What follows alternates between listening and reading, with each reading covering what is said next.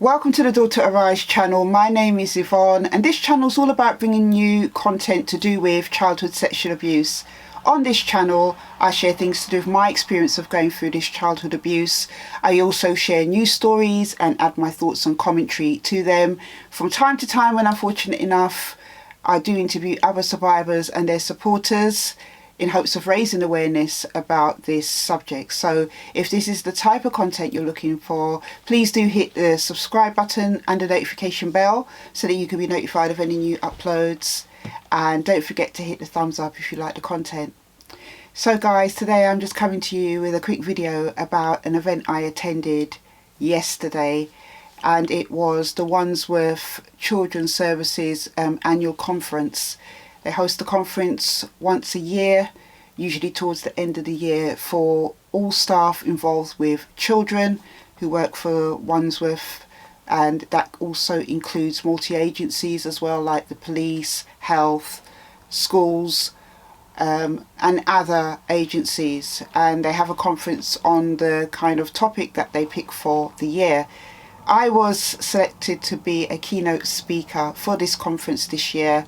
The subject matter was on intrafamilial sexual abuse, a subject that I'm very familiar with, not only as somebody who has lived experience, but also as well my extensive work with survivors since July 2011 with my organisation Daughter Arise, and also as well the various roles that I've held since 2010 or 2011 in children's social care.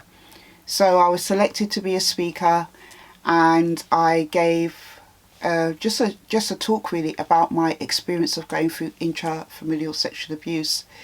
It was a 40-minute talk that I gave about my experience, and that it also included a short Q&A. Just reflecting on yesterday, I feel really emotional about my talk.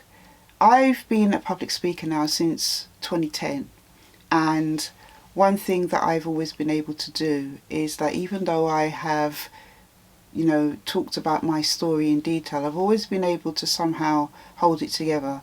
I know that if I hadn't have gone through therapy and healed from my experiences, I would never be able to be a public speaker talking about my story, because I would just be triggered all the time. But it is a natural thing to feel upset or emotional, and that's something I accept. But when I am hired to do talks, I'm always very professional. I know that I might be feeling a bit emotional inside, but because I want to give the very best to the audience that I have been selected to speak to, I try not to let my emotions get too much in the way. But yesterday, doing the Wandsworth Children's Social Care Conference, I cried, because where this conference was held is the same borough I was a looked after child in.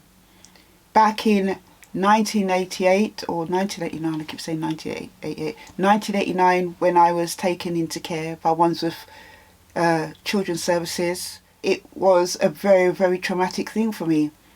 And I opened up the speech by talking a bit about my history with Wandsworth, sharing that I was a looked after child in this borough, and I kind of made a joke about being the Children's Act 1989, but I kind of tried to crack a joke to break the ice a bit, because I know when I talk about my story, about my sexual abuse at the hands of my father, it is a very heavy thing, and I know that.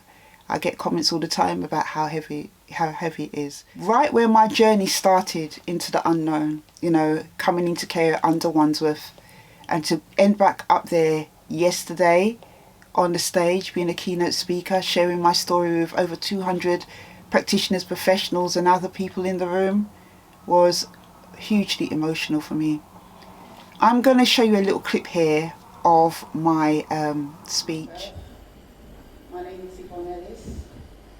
I have a long personal and professional history with Wandsworth. I was a looked after child in this borough, going back many years. I won't tell you my age. But I was in care under this borough in the late 80s. And throughout time, I have had different experiences with Wandsworth, as I said, professionally and personally. think the unthinkable. That's what the panel review report that was released in November 2024 said, that one of the things that practitioners and professionals need to do is to think the unthinkable. And that is the reason why I'm here today, because in sharing my experience of intrafamilial sexual abuse, I hope I can encourage you to think the unthinkable. And it's not easy to talk about or listen to the experiences of children who have gone through childhood sexual abuse. To me, it's not funny, but it's quite telling that in a society where everything is being talked about, these conversations are still very hard for people to understand. So as you can see from that video, that was just part of my talk that I gave to all the people that were in attendance at the conference. My husband kindly, took that little video for me. I think he was a little bit nervous about taking photos and videos just because of, what the event was, what the occasion was and stuff, and it's totally understandable. But I wasn't expecting to get a standing ovation after I gave my talk. It was very touching to see. I didn't think I deserved a standing ovation, but when I looked on it from other people's viewpoint, from what people had said to me and how they received it and were really thankful that I was so courageous and open to sharing my vulnerability, I see that, why they would have done that. It was a very, very touching moment. Standing on that stage at Wandsworth yesterday, I realised that I've come full circle. How my journey started there, coming into care, and how my journey ended up, me coming back 30 years later, being on that stage, coming back as a person who's been successful in so many things in life. Glory to God, and that's important. I did say that, glory to God, because I wouldn't be here without God. But to realise coming back on that stage 30 years later, that how I started wasn't how I finished, to me is very humbling. Because for those 20-something years when I was fighting for my life, fighting in the aftermath of going through childhood sexual abuse, I didn't think I would make it. I never thought that I would achieve the things that I've achieved in my life as of today. I didn't ever think about, being a 6-times author. Even though in school, before I got expelled, they always commented on how good I was at English and poetry and stuff.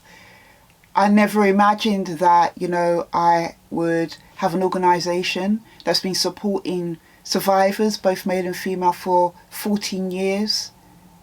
That I have, been married for 20 years. That I have 2 beautiful children. That I have, gone on to get a master's degree and all these things, which are so wonderful to be able to achieve. It was definitely a full circle moment for me. And even in the midst of thinking, about the success I've had, there was just this little thought that I would have traded it all for my dad not to have sexually abused me.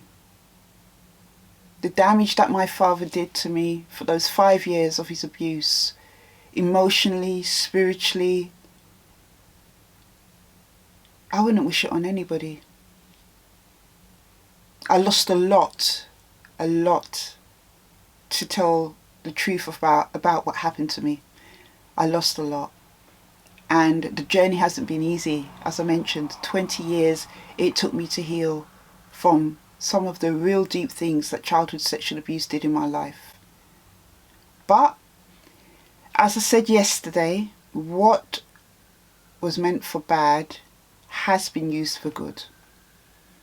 And that is the positive and the hope that I get from, my experience, seeing the amount of lives that I have been able to impact through telling my story, through teaching, through so many different things that I do that are still to do with the children's social care role. All the talks that I've given to churches, organisations, all the things that I've done separately, you know, that have all impacted people and organisations because I've been able to share my lived experience. So yesterday for me was an emotional, impactful experience. I learned a lot. There were other speakers there, a lady called Andrina Leanne, another survivor who shared her poetry and was very impactful. I especially resonated with her poem about when her abuse started, the conversations that were had, the things that were seen. You know, I was able to take in lots of useful information from a lady called Anna, who is one of the directors at the Child Sexual Abuse Centre. They provide resources, training and stuff, and she was so supportive to me as well as I sat down, because I found actually the whole event to be very overwhelming, and that not in a bad sense. It's just because of the subject matter and all the different information that was coming out. But as I've been able to just sit and reflect today, you know, I really appreciate all the information that was given to me, and I appreciate the support of Anna, my husband as well, who came for part of the day to hear my talk. You know, it was a really, really, really good conference. There was so much to take away from it. You know, Dr. Linda and Dr. Professor and Professor Green as well, coming to give a talk on how they do these examinations and things that they bear in mind. And there was loads of chances as well for people to ask questions. There were plenty of Q&As, there was activities, there was breaks, there was food. It was a nice mix. So it was, for me, a really good event. And I just wanted to come on here and share that with you, because I want you to know, especially, that how you start in life is not how you'll necessarily finish. How I started as I looked after a child, going into care under Wandsworth, and then ending up 30 years later as a keynote speaker on their stage at their conference, no one could have ever have told me that would have happened for me. But not how I started that mattered, it is how I finished. And I want to encourage you, wherever you are in your life right now, because I know what it's like to be feeling down and feeling in the depths, I want you to know that your life can and will get better. Yes, it may involve you having to open up. It may have to involve you grieving. It may have to involve you facing the truth about things. It may involve you making sacrifices and working hard to make changes, or going to therapy. It could involve one or all of these things. For me, it involved all of these things and more. But your life can get better. And I know for everybody, it doesn't always work out the way it's worked out for me. And I understand that.